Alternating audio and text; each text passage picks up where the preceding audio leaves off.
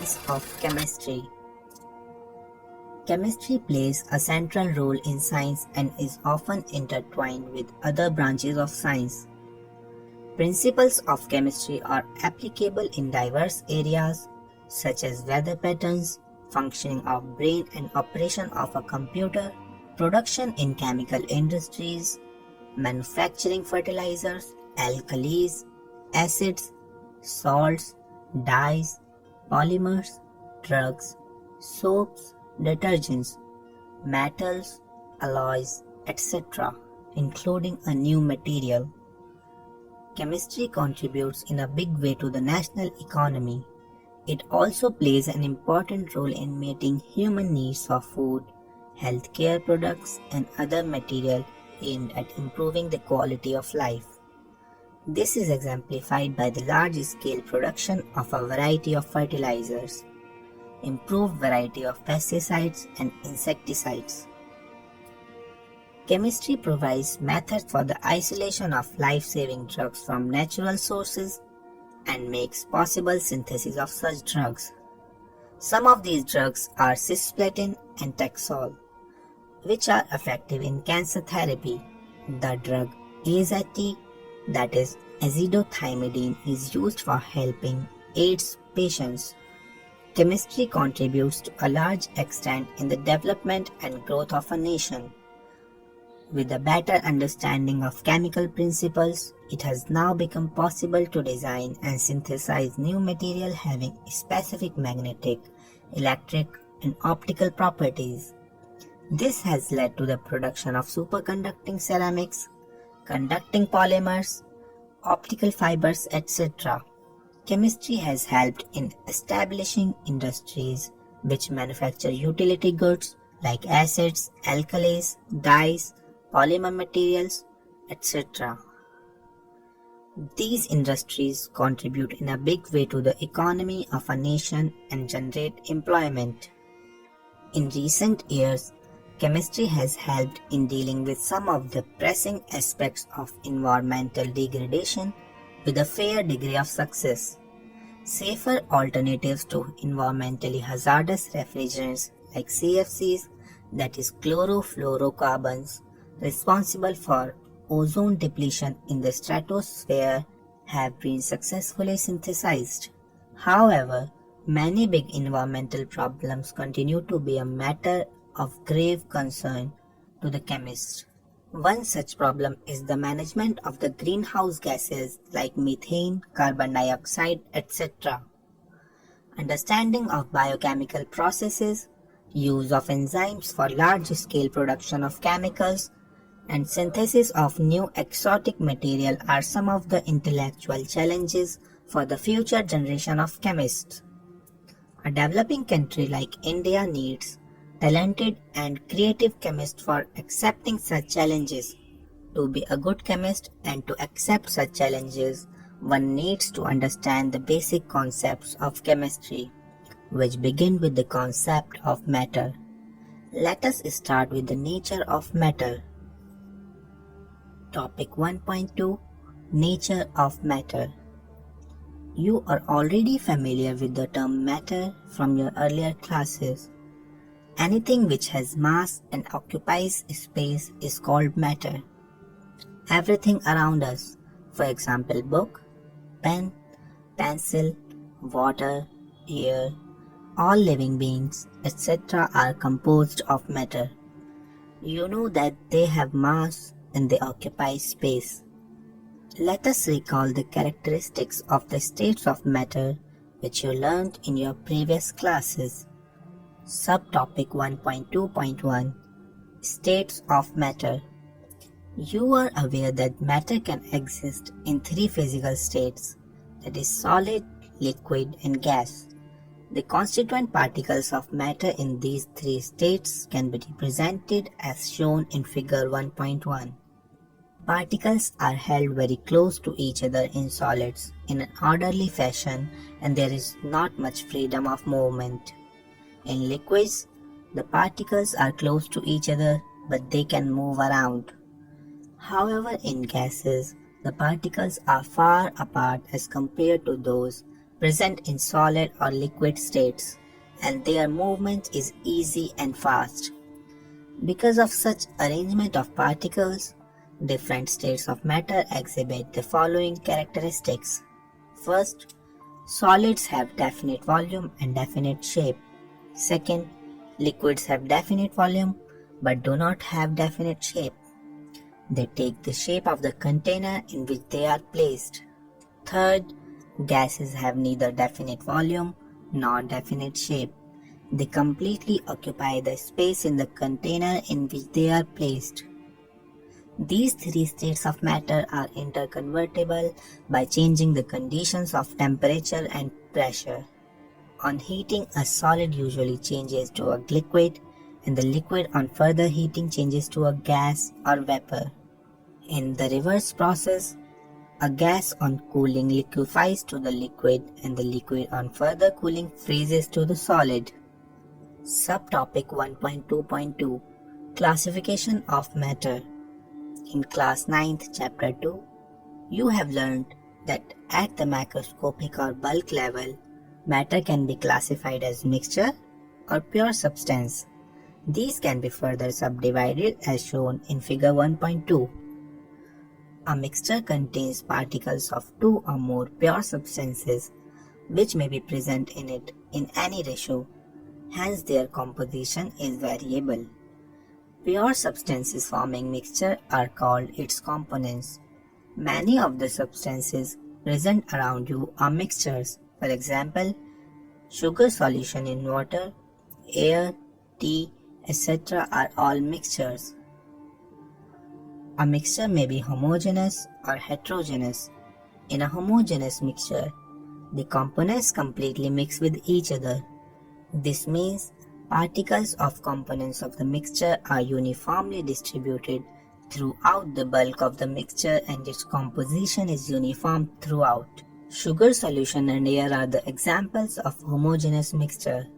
In contrast to this, in a heterogeneous mixture, the composition is not uniform throughout and sometimes different components are visible.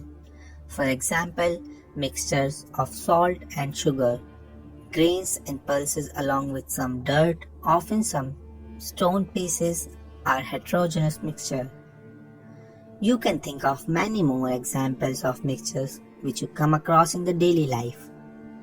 It is worthwhile to mention here that the components of a mixture can be separated by using physical methods such as simple handpicking, filtration, crystallization, distillation, etc. Pure substances have characteristics different from mixtures. Constituent particles of pure substances have fixed composition. Copper, silver, gold, water, and glucose are some examples of pure substances.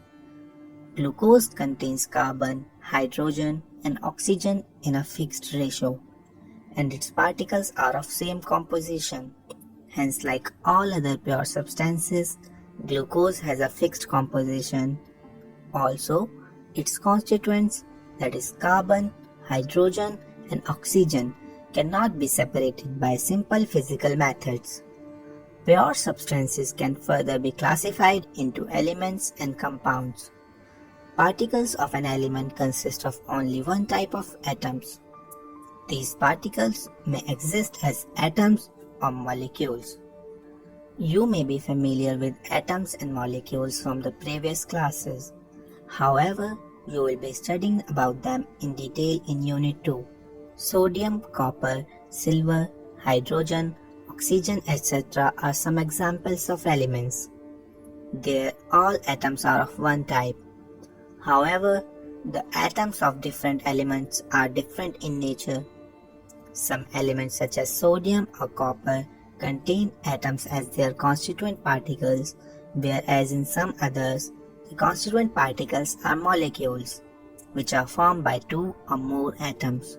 For example, hydrogen, nitrogen, and oxygen gases consist of molecules, in which two atoms combine to give their respective molecules. This is illustrated in figure 1.3. Figure 1.3 is a representation of atoms and molecules. When two or more atoms of different elements combine together in a definite ratio, the molecule of a compound is obtained. Moreover, the constituents of a compound cannot be separated into simpler substances by physical methods. They can be separated by chemical methods. Examples of some compounds are water, ammonia, carbon dioxide, sugar, etc. The molecules of water and carbon dioxide are represented in figure 1.4. Note that a water molecule comprises 2 hydrogen atoms and 1 oxygen atom. Similarly, a molecule of carbon dioxide contains 2 oxygen atoms combined with 1 carbon atom. Thus, the atoms of different elements are present in a compound in a fixed and definite ratio, and this ratio is a characteristic of a particular compound. Also, the properties of a compound are different from those of its constituent elements. For example, hydrogen and oxygen are gases, whereas the compound formed by their combination, that is water, is a liquid. It is interesting to note that hydrogen burns with a pop sound and oxygen is a supporter of combustion, but water is used as a fire extinguisher. Topic 1.3 Properties of matter and their measurement. Subtopic 1.3.1 Physical and chemical properties. Every substance has unique or characteristic properties. These properties can be classified into two categories. One is physical properties such as color, odor, melting point, boiling point, density, etc. And second is chemical properties like composition, combustibility, reactivity with acids and bases, etc. Physical properties can be measured or observed without changing the identity or the composition of the substance. The measurement or observation of chemical properties requires a chemical change to occur. Measurement of physical properties does not require occurrence of a chemical change. The examples of chemical properties are characteristic reactions of different substances. These include acidity or basicity, combustibility, etc. Chemists describe, interpret, and predict the behavior of substances on the basis of knowledge of their physical and chemical properties, which are determined by careful measurement and experimentation. In the following section, we will learn about the measurement of physical properties. Subtopic 1.3.2 Measurement of physical properties. Quantitative measurement of properties is required for scientific investigation. Many properties of matter such as length, area, volume, etc. are quantitative in nature. Any quantitative observation or measurement is represented by a number followed by units in which it is measured. For example, length of a room can be represented as 6 meters. Here, 6 is the number and m denotes meter, the unit in which the length is measured. Earlier, two different systems of measurement, that is the English system and the metric system, were being used in different parts of the world. The metric system, which originated in France in late 18th century, was more convenient as it was based on the decimal system. Late need of a common standard system was felt by the scientific community. Such a system was established in 1960 and is discussed in detail below. Subtopic 1.3.3 The International System of Units. The International System of Units, abbreviated as SI, was established by the 11th General Conference on Weights and Measures, CGPM, from Conference General des Poids et Measures. The CGPM is an intergovernmental treaty organization created by a diplomatic treaty known as Meter Convention, which was signed in Paris in 1875. The SI system has 7 base units and they are listed in Table 1.1. These units pertain to the 7 fundamental scientific quantities. The other physical quantities such as speed, volume, density, etc. can be derived from these quantities. The definitions of the SI base units are given in Table 1.2. The SI system allows the use of prefixes to indicate the multiples or submultiples of a unit. These prefixes are listed in Table 1.3. Let us now quickly go through some of the quantities which you will be often using in this book. Unit of length is meter. Unit of mass is kilogram. Unit of time is second. Unit of electric current is ampere. Unit of thermodynamic temperature is Kelvin. Unit of amount of substance is mole. Unit of luminous intensity is candela.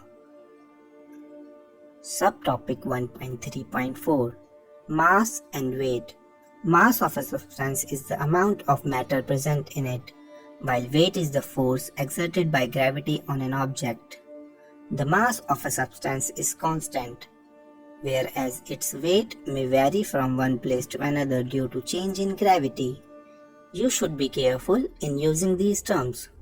The mass of a substance can be determined accurately in the laboratory by using an analytical balance.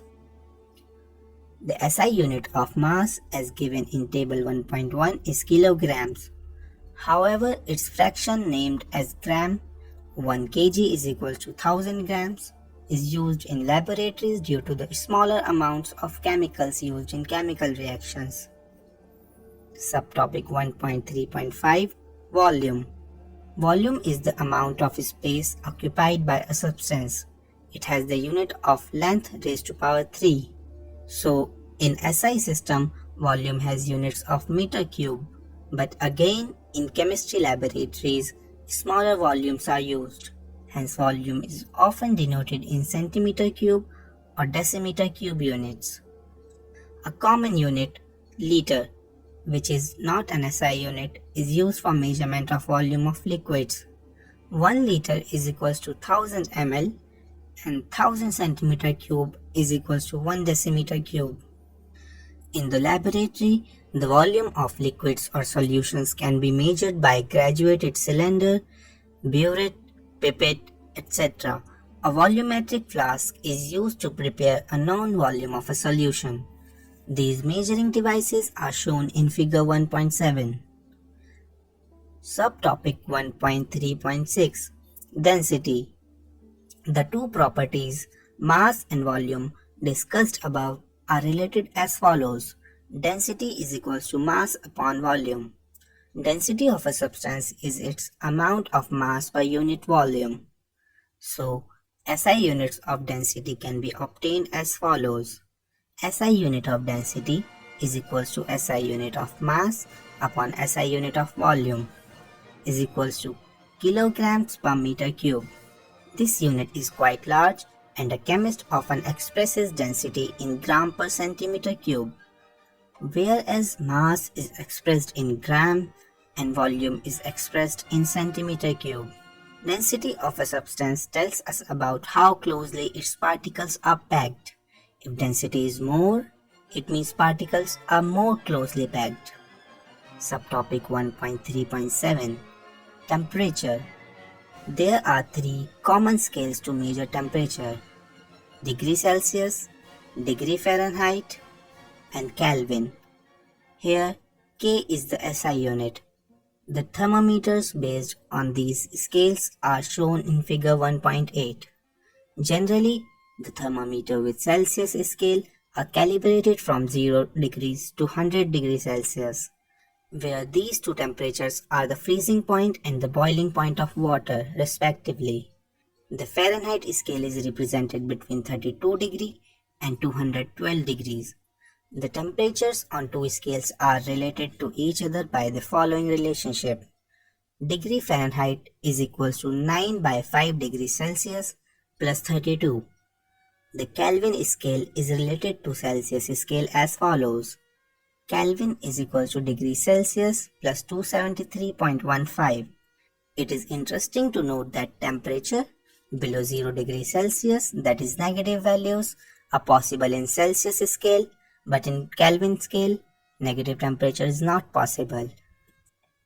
Topic 1.4, Uncertainty in Measurement. Many a time in the study of chemistry, one has to deal with experimental data as well as theoretical calculations. There are meaningful ways to handle the numbers conveniently and present the data realistically with certainty to the extent possible. These ideas are discussed below in detail.